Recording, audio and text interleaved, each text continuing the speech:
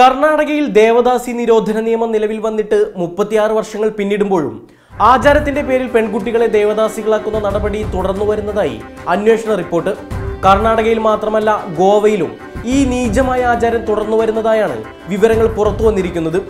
Bengaluru national law school of India university, Mumbai Tata institute of social sciences എന്നീ സ്ഥാപനങ്ങൾ നടത്തിയ അന്വേഷണമാണ് ഞെട്ടിക്കുന്ന വിവരങ്ങൾ പുറത്തു കൊണ്ടുവന്നിരിക്കുന്നത്.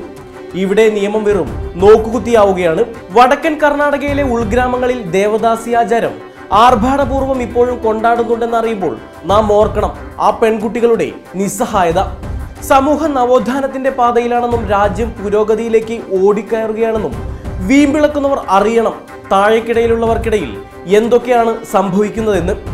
ആചാരത്തിന്റെ മറപറ്റി അത്യന്തം ക്രൂരമായ നടപടികൾ അരങ്ങേറുമ്പോൾ അതിനിരകളാകുന്നവരിൽ 19%, അതായത് 5-1 മാനസികമായോ ശാരീരികമായോ വെല്ലുവിളി നേരിടുന്നവരാണ്.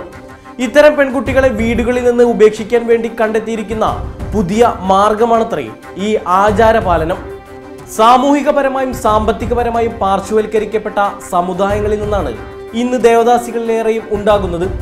ക്ഷേത്രങ്ങളിലേക്ക് ദേവദാസികളായി സമർപ്പിക്കപ്പെടുന്ന ഈ പെൺകുട്ടികൾ അധികം വൈകാതെ സെക്സ് റാക്കറ്റിന് ഇരകളായി വിപണിയിലേക്ക് എത്തുന്നതായാണ് അന്വേഷണ റിപ്പോർട്ട് വെളിപ്പെടുത്തുന്നത്. കുടുംബത്തിന്റെയും സമുദായ പ്രമുഖരുടെയും ഒത്താശയും ആശീർവാദവും നേടിയാണ് ഈ നീചകൃത്യം നടക്കുന്നത് എന്ന് കൂടി അറിയുമ്പോഴാണ് മനുഷ്യർ എത്രമാത്രം തരംതാണവരായി പോകുന്നു എന്ന് മനസ്സിലാകുക. 1982 ദേവദാസി വൃത്തി നിരോധിച്ചുകൊണ്ടുള്ള നിയമം നിലവിൽ വന്നത്. എന്നാൽ നിയമം പാലിക്കപ്പെടുന്നതേയില്ലെന്നാണ് റിപ്പോർട്ട്.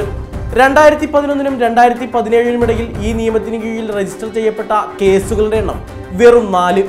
വില്ലേജ് ജില്ലാ അധികാരികൾ പറയുന്നത് ഇത്തരം ദേവദാസികളാക്കൽ ചടങ്ങ് തങ്ങൾ അറിയുന്നതേയില്ലെന്നാണ്.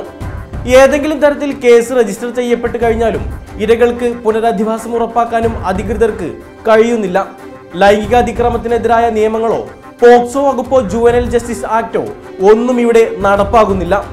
സമൂഹത്തിൽ പിന്നോക്കം നിൽക്കുന്ന കുടുംബങ്ങളെ മെച്ചപ്പെട്ട ജീവിത നിലവാരത്തിലേക്ക് എത്തിക്കുന്നതിൽ സർക്കാരുകൾ പൂർണ്ണ പരാജയമാണ് എന്നൊരു വസ്തുത കൂടി ഇതോടൊപ്പം വെളിപ്പെടുന്നുണ്ടെന്നും നാം കാണാതെ പോകരുത്.